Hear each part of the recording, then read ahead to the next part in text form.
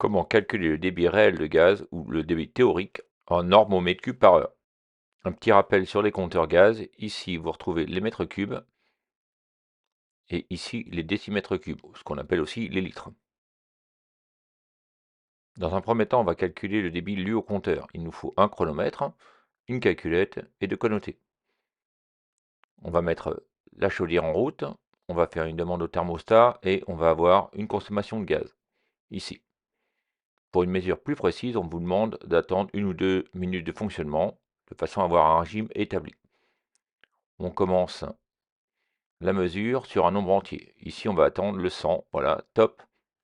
On appelle ça aussi le top gaz. Et on attend 1 minute. Alors généralement, c'est plutôt une mesure qui est assez fiable. Alors vous pouvez aussi aller voir la vidéo sur la mesure d'un débit gaz au compteur.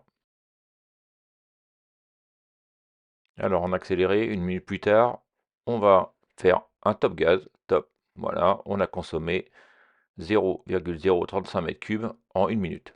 On va donc calculer ce débit. Il faut qu'on fasse la différence entre la fin et le début de la mesure, qui nous donne 0,035 mètres cubes, soit 35 décimètres cubes ou 35 litres. Alors pour calculer le débit, il faut le convertir.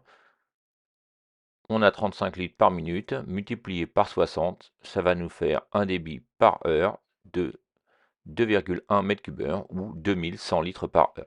Alors maintenant, on va calculer le débit théorique ou le débit réel à 0 degré sans 1325 pascal. Alors pour le calculer, il faut connaître la température du gaz. Généralement, c'est la température du local où se trouve la chaudière, la chaufferie. Dans notre cas, c'est 19 degrés. Pour calculer le débit théorique, il faut aussi connaître la pression du réseau gaz.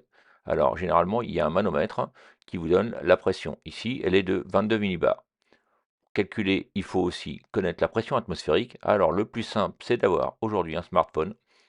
On va dans météo, on descend, on scrolle et on va jusqu'en bas et on va trouver à un moment donné une pression. La pression aujourd'hui elle est de 1026 hectopascales. Alors en millibars ça fait 1026 millibars. Alors il va falloir calculer le facteur de correction. On va donc appliquer la formule suivante. Pression atmosphérique plus pression du gaz divisé par 1013, la pression de référence, multiplié par 273 divisé par 273 plus la température du gaz.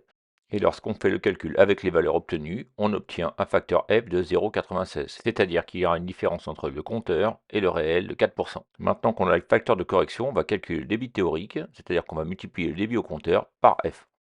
Ce qui nous fait 2,1 fois 0,96, 2,01 m3 normal par heure. Ça y est, maintenant vous pouvez calculer un débit théorique ou réel dans les conditions normales de température et de pression. N'oubliez pas de liker et de vous abonner. Merci.